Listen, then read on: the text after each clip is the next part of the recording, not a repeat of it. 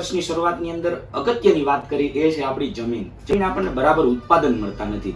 તો આજ રોજ બ્લેક અમૃતનું પૃથ્વી અમૃત કરીને દાણાદાર ખાતર આવે છે. અમૃતની અંદર ઓર્ગેનિક કાર્બન છે, ઘન જીવામૃત છે, સંપૂર્ણ પોષક તત્વોના બેક્ટેરિયા છે, સુકારો ન લાગે તેના માટેના બેક્ટેરિયા છે, જમીન પોચી કરી દે એના માટેના બેક્ટેરિયા છે. એટલે કે આપણા છાણિયા ખાતરનો સારામાં સારો વિકલ્પ છે. પૃથ્વી અમૃતથી સારામાં સારું બીજનું અંકુરણ જોવા મળશે, જબરજસ્ત તંતુ મૂળનો વિકાસ જોવા મળશે, સારામાં સારો છોડનો વૃદ્ધિમાં, વિકાસમાં, ફ્લાવરિંગ સમયે જબરજસ્ત ફાલ, આંબા છે, ચીકુ છે, નાળિયેરી છે, એમાં કેવી રીતના વાપરવું? તો થળિયાથી 2 થી 3 ફૂટ જગ્યા છોડીને વર્તુળાકાર રિંગ કરીને એની અંદર એક કલમે 1 કિલો આપવાનું છે. આંબા સરસ કોરામણ લેશે, મોર આવતા વર્ષે જ્યારે ફાલ લાગવાનું હોય, મોર લાગવાનું ત્યારે જબરજસ્ત આંબા ફૂટી જશે, ફાલનું ગરણ નહીં થાય, નાળિયેરીની અંદર સતત તમારું ઉત્પાદન મળતું રહેશે. અને નમસ્કાર ખેડૂત મિત્રો, નવા ખેતી વર્ષની શરૂઆતની અંદર અગત્યની વાત કરી એ છે આપણી જમીન.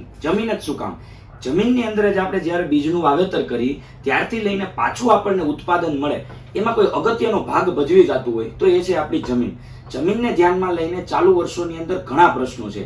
કેવા કે પાક ઉભો સુકાઈ જાય છે, મૂળિયા મેલી દે છે, મૂળિયે ફૂગ લાગી જાય છે, આમ કરીને આપણને બરાબર ઉત્પાદન મળતા નથી.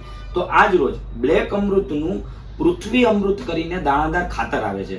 આની અંદર શું છે? પૃથ્વી અમૃતની અંદર ઓર્ગેનિક કાર્બન છે, ઘન જીવામૃત છે, સંપૂર્ણ પોષક તત્વોના બેક્ટેરિયા છે, સુકારો ન લાગે તેના માટેના બેક્ટેરિયા છે, જમીન પોચી કરી દે એના માટેના બેક્ટેરિયા છે. એટલે કે આપણા છાણિયા ખાતરનો સારામાં સારો વિકલ્પ છે. સાથે સાથે હ્યુમિક એસિડ, એમિનો એસિડ, દરિયાઈ શેવાળ તો ખરું જ. પૃથ્વી અમૃતને આપણે વાપરી તો આપણને શું પરિણામ જોવા મળે આપણા ખેતરની અંદર?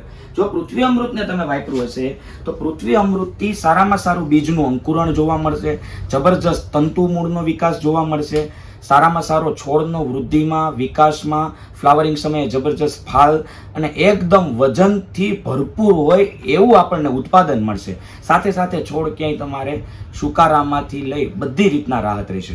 પૃથ્વી અમૃતને વાપરવાની રીત કેવી છે? તો કે પૃથ્વી અમૃતને મગફળી, સોયાબીન, મરચી, કપાસની અંદર જો તમારે બધા પાકની અંદર વાપરી શકી છે આમ તો એમાં કેવી રીતના વાપરવાનું? તો કે પૃથ્વી અમૃત જો તમે ઓર્ગેનિક ખેતી કરતા હોય તો 1 વીઘે તમારે પાયાના ખાતર તરીકે 25 કિલો વાપરવાનું છે.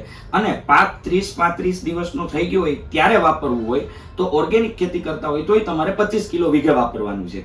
જો તમે રાસાયણિક ખેતી કરતા હોય તો તમારે 12 કિલો વીઘે ડીએપી અને 12 કિલો પૃથ્વી અમૃત પાયામાં અંદર વાપરી શકો છો. સાથે સાથે જો તમે પાક 30-35 દિવસ થઈ ગયો હોય ત્યારે તમે યુરિયા છે, આપણું એસપી છે, પોટાશ છે, એની સાથે મિક્સ કરીને બી વીઘે 12 કિલો રાસાયણિક ખાતર અને વીઘે 12 કિલો પૃથ્વી અમૃતનો તમે ઉપયોગ કરી શકો છો.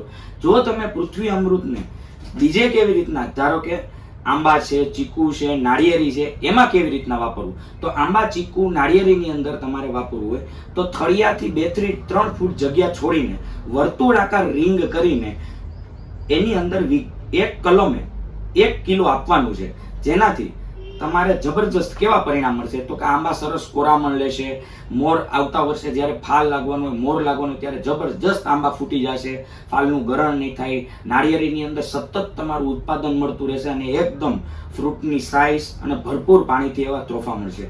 સાથે ચીકુની અંદર વાત કરીએ તો ચીકુની અંદર જબરજસ્ત તમને ફ્લાવરિંગના સમયે જબરજસ્ત ફ્લાવરિંગ અને એકદમ ફૂલ સાઇઝનું ફ્રૂટ મળશે, જેનાથી તમારે ઉત્પાદનમાં જબરજસ્ત વધારો થશે. જો તમે પૃથ્વી અમૃત વાપર્યું હશે તો બીજી સિઝનમાં તમે જ્યારે નવી સિઝન આવતી હોય ત્યારે ખેડ કરશો તો પૃથ્વી અમૃત જ્યાં વાપરેલું હશે ત્યાં તમે એકદમ સારી રીતના જોઈ શકશો કે જમીન એકદમ પોચી, એકદમ ભરભરી અને સાથે અળસિયા બી જોવા મળી શકે છે તમને. તો પૃથ્વી અમૃત, બ્લેક અમૃત અને રક્ષામૃતનો અચૂક ઉપયોગ કરો, જબરજસ્ત ઉત્પાદન મેળવો અને એકદમ ઓછા ખર્ચની અંદર જો કોઈ તમારે ખેતી કરવી હોય તો નવા વર્ષની શુભારંભની અંદર તમે પૃથ્વી અમૃત, બ્લેક અમૃત, રક્ષામૃતને ઉપયોગ કરો. આભાર.